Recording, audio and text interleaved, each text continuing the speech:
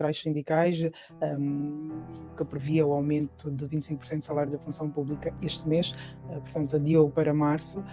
As centrais sindicais não aceitam, ainda eles tiveram uma assembleia e vão tentar mais uma vez junto do governo forçar que este aumento seja efetivado este mês. A não acontecer, vai haver mais uma greve. Bem, eu o que prevejo, francamente, e baseado naquilo que é a experiência deste governo, é que efetivamente este aumento não se vai concretizar agora em janeiro. E os sindicalistas devem rezar que se concretize pelo menos em março, não é? Porque, e lá está, estamos outra vez perante, e esta é uma situação que tal ordem embaraçosa, porque a mim não faz confusão que eventualmente o governo tenha projetado, tenha considerado, eu até diria mais, eu não teria problemas até eventualmente em admitir que quando foi à mesa das negociações o governo eventualmente possa ter sido movido de boa fé, ou seja, partindo mesmo do pressuposto, convencido de que teria capacidade de honrar os compromissos que assumiu perante os sindicatos. Só que o que depois não faz sentido e que faz com que seja muito difícil perceber ou compreender isto que eu acabei de dizer, ou seja, a tal possibilidade de o governo ter ido às negociações de boa-fé, é a forma como se justifica para que as coisas não aconteçam.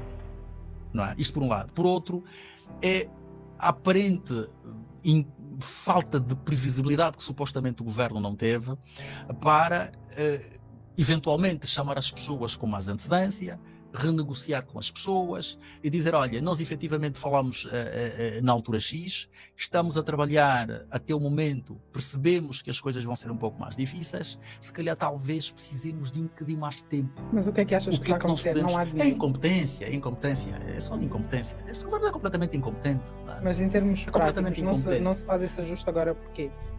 Bem, a justificação, naturalmente, aquela que nós ouvimos, aparentemente não é falta de dinheiro. Supostamente, a responsabilidade é supostamente atirada da Assembleia Nacional, que supostamente tem a responsabilidade de aprovar. É qualquer coisa das justificações que surgiram por aí, aparentemente oficiais. Ora, mas essa justificação também surge após nós termos ouvido duas coisas contraditórias, porque inicialmente foi pela voz do membro do governo que saiu a promessa de que efetivamente o compromisso seria honrado a partir deste mês de janeiro, para pouco tempo depois, não, agora não é bem em janeiro, isso é para março. Isto se traduz o quê? Traduz naturalmente incompetência.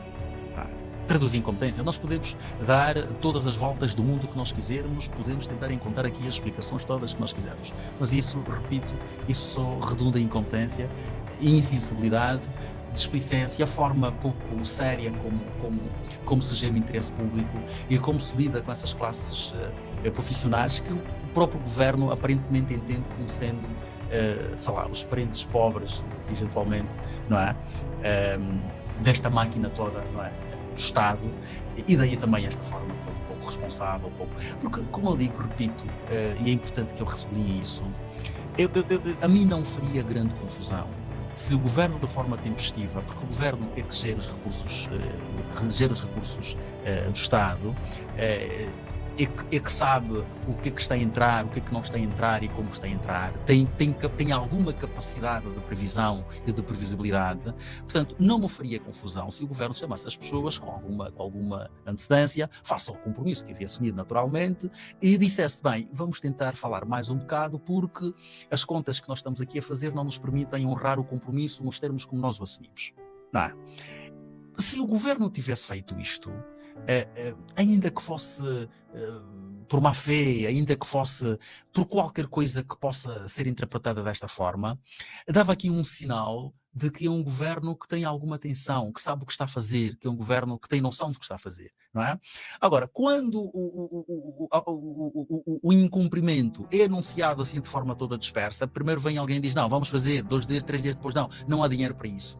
Quer dizer, fica-se mesmo com a ideia de que o que se passa é tudo isso que acabei de dizer. Portanto, é displicência, é incompetência, é descaso, o que é lamentável, não é? Porque quem acaba sempre por sofrer, de facto, com esta incompetência do governo, são sempre as camadas mais desfavorecidas, não é? são sempre esses profissionais, porque quem sofre com isso é sempre o pobre, como é evidente, não é? Porque os membros do governo, não é? Porque as elites do poder estão sempre salvaguardadas, não é? Os governantes têm os benefícios que têm, os outros têm os benefícios que têm, demais titulares e cargos públicos têm os benefícios que têm, o resto é secundário, não é? E é sempre a mesma história.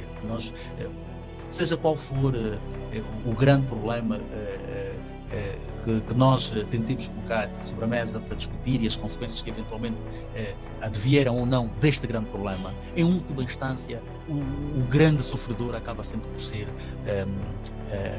aquele cidadão que se encontra efetivamente digamos, na cauda, na ponta. E é isso, portanto, no fundo é isso. Mas o governo promete pagar em março e com retroativos. Não falta aqui também um pouco de bom senso dos trabalhadores? Não falta de bom senso, porque esse governo não é sério. Qual é a garantia que há de que vai ser pago? Esse é que é o problema. Como assim? Como bom senso? Não é? É isso que ele disse aqui há bocado. É que se houvesse pelo menos o mínimo de competência em termos de comunicação, não é? As pessoas poderiam ser enganadas de que o governo é competente e está a gerir a coisa de boa fé, motivado de boa fé. Qual é a garantia efetiva que os sindicatos têm, que os sindicalistas têm, de que esta não é mais uma promessa que se vai revelar falaciosa, mentirosa, enganosa? Esse aqui é o problema. Portanto, é preciso para que as pessoas... para que haja razoabilidade. Que o Estado é uma pessoa de bem. Não, nós estamos a partir do princípio de que este governo é incompetente. Incompetente e até aldrabão, em certa medida. Não é? Este é que é o problema. Está-se a partir deste princípio, não se está a partir do princípio de boa-fé. Não é? Porque para nós partirmos do princípio de que o governo estava ou está motivado de boa-fé, era preciso que algumas coisas tivessem acontecido com alguma distância. Ok? Portanto, não se pode acusar os sindicatos de falta de razoabilidade quando o processo decorre como está a decorrer. Portanto, qualquer ser humano com algum nível de sanidade mental terá motivos mais do que fundados perante a forma como o governo gera o processo de desconfiar que de facto as coisas podem não acontecer, não é? Porque se não acontecerão agora, a pergunta que se coloca é: qual é a garantia que há de que de facto se vai cumprir, depois com as desculpas farrapadas que vão sendo apresentadas, contraditórias? O mesmo governo, uns dizem uma coisa, outros dizem outra. Portanto, fica muito difícil acreditar-se num governo que trata as coisas sérias, não é?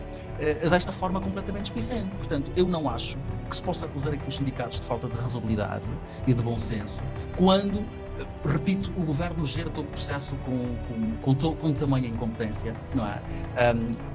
E como disse aqui há bocado, isto só é justificado porque efetivamente este governo não é responsabilizado.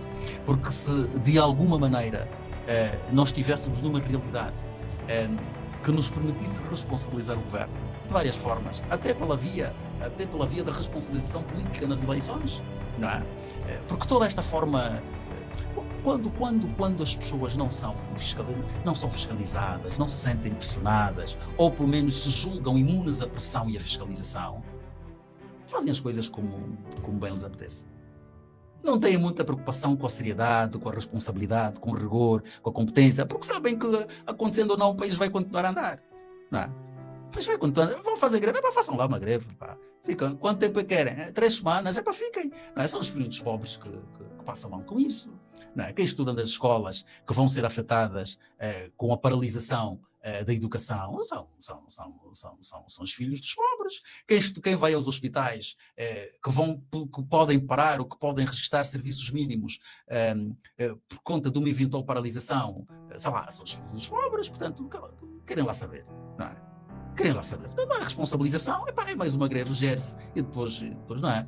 Enquanto os cães ladram, a caravana passa. No fundo é um bocado esta filosofia que aparentemente tem norteado esta forma de estar do governo, porque esta crise relacional com os sindicatos não é nova, esta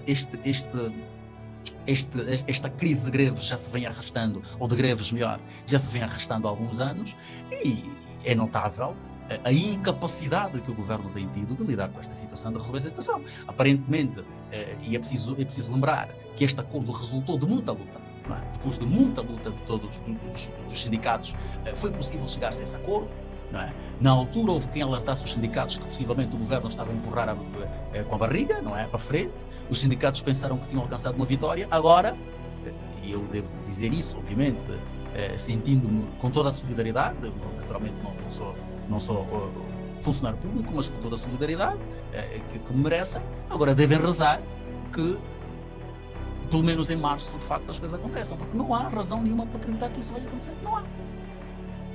Eu não consigo. Talvez tu saibas, talvez, não sei. Vamos esperar depois para tu disseste há bocado que continuam em negociações, não é?